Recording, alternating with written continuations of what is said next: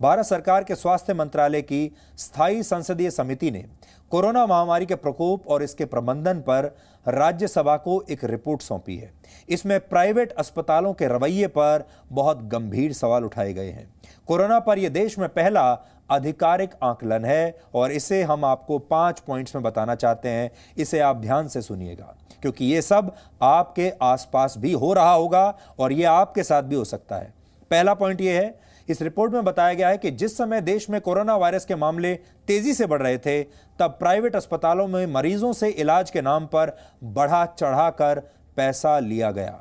दूसरा पॉइंट है, रिपोर्ट में चिंता जताते हुए कहा गया है कि सरकारी अस्पतालों में बेड्स की कमी का फायदा प्राइवेट अस्पतालों को मिला और इससे लोगों पर इलाज का आर्थिक बोझ बहुत बढ़ गया।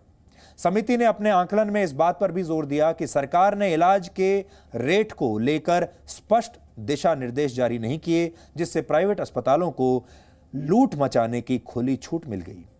रिपोर्ट के मुताबिक अगर सरकार ने इलाज के रेट तय किए होते तो कई लोगों की जान बचाई जा सकती थी। समिति ने आबादी के लिहाज से भारत के स्वास्थ्य बजट को भी काफी कम बताया है और स्वास्थ्य मंत्रालय की स्थायी संसदीय समिति ने इलाज के खर्च के चलते कई परिवारों के गरीबी रेखा के नीचे जाने पर भी चिंता जताई है, क्योंकि कोरोना वायरस का इलाज इतना महंगा है कि बहुत सारे परिवारों की कमर तोड़ दी। बहुत सारे परिवार ऐसे हैं जिन्होंने इस इलाज के बाद जो गरीबी रेखा के नीचे चले गए। और इस समय हालत ऐसी है कि हमारे देश के, अब आप सोचिए, जिस समय देश कोरोना के खिलाफ एकजुट होकर लड़ रहा था, उस समय प्राइवेट अस्पतालों में मरीजों को इलाज के नाम पर भारी भरकम बिल चुकाने पड़े। जिन मरीजों के पास पैसे नहीं थे, उन्हें ना तो सरकारी अस्पतालों में इलाज सही मिल पाया क्योंकि वहां बेड्स नहीं थे, और ना ही प्राइवेट अस्पतालों में उन्हें कोई जगह दी गई, और इस तरह गरीब के लिए सारे दरवाजे बंद होते चले गए। एक अनुमान है कि अगर किसी व्यक्ति को कोरोना होने पर प्राइवेट अस्पताल में भर्ती कराया जाता है तो उसका 1 हफ्ते का इलाज का औसत खर्च 2.5 से 3 लाख रुपए बन जाता है। फिर से सुन लीजिए, अगर आप कोरोना वायरस के इलाज के लिए प्राइवेट अस्पताल में आज भर्ती होते हैं तो आपका 1 हफ्ते का बिल होगा 2.5 से 3 लाख रुपए। भारत की कुल आबादी का एक बहुत बड़ा हिस्सा ऐसा है जो साल भर में अगर मेहनत और मन लगाकर पूरा काम करे तो भी 3 लाख रुपए नहीं कमाता। भारत में बहुत बड़ी संख्या ऐसी है, करोड़ों लोगों की, जो साल में 3 लाख रुपए नहीं कमाते, और ये 3 लाख जो वो साल में भी नहीं कमा पाते, 1 हफ्ते में उनकी जेब से निकाल लिए जाएंगे अगर वो प्राइवेट अस्पताल में गए तो। अगर प्राइवेट अस्पताल में नहीं गए तो सरकारी अस्पतालों में लाइन इतनी लंबी है कि उन्हें बेड मिलेगा ही नहीं, इसलिए वहां भी उनका मरना तय है। प्राइवेट में गए तो प्राइवेट अस्पताल सारा पैसा लूटकर जीते जी मार डालेंगे, और अगर सरकारी में गए तो वहां पर बेड ही नहीं मिलेगा, वहां पर भी आपका मरना तय है। वर्ष 2018-19 में भारत में 5 करोड़ 78 लाख लोगों ने अपना इनकम टैक्स रिटर्न भरा था। सोचिए, पूरे भारत में सिर्फ 5 करोड़ 78 लाख लोगों ने इनकम टैक्स रिटर्न भरा, टैक्स नहीं दिया, रिटर्न भरा। इनकम टैक्स विभाग की रिपोर्ट के मुताबिक 4 करोड़ 32 लाख लोगों को ही सालाना इनकम टैक्स 5 लाख रुपए तक का है। यानी कोरोना का इलाज किसी व्यक्ति की साल भर की कमाई को खत्म कर सकता है, क्योंकि हमारे देश में अगर आप इनकम टैक्स के आधार पर चलें तो आप देख लीजिए 5 लाख रुपए तक का इनकम टैक्स जो है वो सिर्फ कितने कम लोग चुकाते हैं, इससे आपको पता चलेगा। रिजर्व बैंक ऑफ इंडिया की 2019 की एक रिपोर्ट में बताया गया है कि ग्रामीण भारत में करीब 25% आबादी गरीबी रेखा के नीचे है और शहरी भारत में यह आंकड़ा 14% के आसपास है।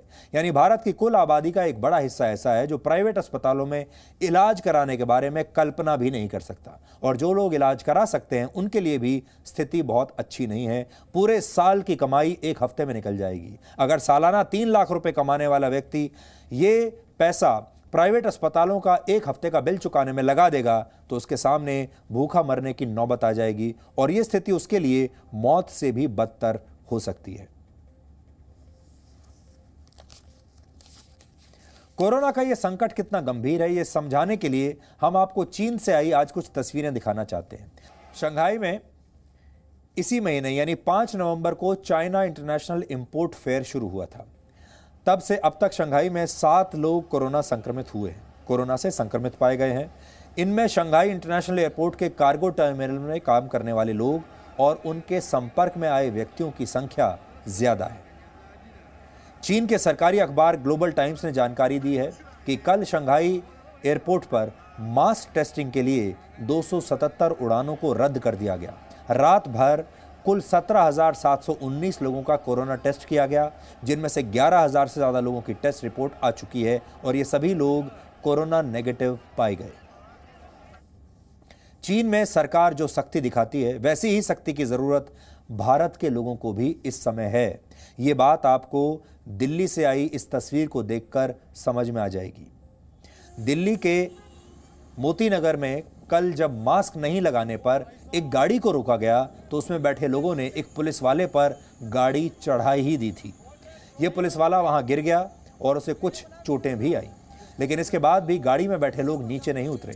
दिल्ली में मास्क नहीं पहनने पर जुर्माने की राशि 500 रुपए से बढ़ाकर 2,000 रुपए कर दी गई है, जिस पर लोगों में बड़ी नाराजगी है। सोचिए, लेकिन 2,000 के जुर्माने के बाद भी लोग मास्क नहीं पहनना चाहते। आजादी का दुरुपयोग कैसे किया जाता है, आप इन तस्वीरों को देखिए। है कौन है बंदा? रुक जा, गाड़ी रोक। डीएल दे दो, डीएल सर आपका लाइसेंस नहीं है, लाइसेंस आरसी नहीं है गाड़ी की। आपका काम भाई गाड़ी साइड में लाओ, गाड़ी बंद होगी आपकी। गाड़ी बंद होगी सर, एक मिनट भाई ना बंद करते हैं। हिट एंड रन का केस होगा, आप मार के भागने की कोशिश करो। साइड में लगाओ सर, इस साइड सर, इस साइड में लगा, साइड में लगा गाड़ी। गाड़ी बंद हुई है। सारे आगे खड़े हो। ये आदमी हमारे सीटी पे गाड़ी चढ़ा के भागने की कोशिश करते हुए हिट एंड रन की कोशिश करते हुए इन्होंने जान से उसका पैर तोड़ा और ये जान से मारने की कोशिश कर रहे थे उसको। अरे गाड़ी वहां लगाओ गाड़ी राहुल, गाड़ी वहां लगाओ। मास्क को लेकर लोगों की लापरवाही का यह कोई पहला मामला नहीं है और हम बार बार कह रहे हैं कि जब तक वैक्सीन नहीं आ जाती तब तक आपका मास्क ही आपकी वैक्सीन है। मास्क कफन से छोटा होता है और ये आपको और आपके अपनों को कोरोना की महामारी से बचा सकता है। कफन पहनने से तो अच्छा है मास्क पहन लीजिए। लेकिन भारत के लोग अपनी आज़ादी का गलत इस्तेमाल करते हैं, नियमों को मानते नहीं, जबकि चीन में पूरी सख्ती बरती जाती है। अमेरिका के लॉस एंजलिस टाइम्स में छपी एक खबर के अनुसार कैलिफोर्निया के एक दंपति ने अपनी शादी के बाद 7 अगस्त को एक रिसेप्शन पार्टी दी। इस पार्टी में 55 मेहमान थे, जिनमें से एक व्यक्ति कोरोना से संक्रमित था। कुछ ही हफ्तों में कोरोना वायरस ने 176 लोगों को संक्रमित कर दिया, यानी एक व्यक्ति ने 176 लोगों में संक्रमण फैला दिया। कुछ दिनों में इनमें से 7 लोगों की मौत हो गई और आपको यह जानकर हैरानी होगी कि जिन 7 लोगों की मौत कोरोना वायरस से हुई, उनमें से कोई भी इस शादी के रिसेप्शन में गया ही नहीं था। दुनिया में कई देशों में कोरोना की वैक्सीन बनाने पर काम चल रहा है। कुछ कंपनियों ने वैक्सीन बना भी ली है। भारत में अब तक कोरोना की वैक्सीन नहीं बनी है और भारत को ऑक्सफोर्ड यूनिवर्सिटी एस्ट्राजेनेका की ओर से विकसित की जा रही वैक्सीन से सबसे ज्यादा उम्मीद है। अमेरिका की फाइजर कंपनी ने दावा किया है कि उसकी वैक्सीन 95% तक प्रभावी है और एक और कंपनी मॉडर्ना ने भी दावा किया है कि उसकी कोरोना वैक्सीन 94.5% तक कारगर है। जिस रशिया में बनाई गई वैक्सीन स्पुतनिक वी का भी 92% का प्रभावी होने का दावा है और ऑक्सफोर्ड यूनिवर्सिटी की जो वैक्सीन है उसकी ओर से बनाई जा रही वैक्सीन के भी 90% कारगर होने का दावा किया गया है। लेकिन ये सब अभी आपको कुछ महीनों के बाद ही मिल पाएंगी, अगर सब कुछ ठीक रहा तो।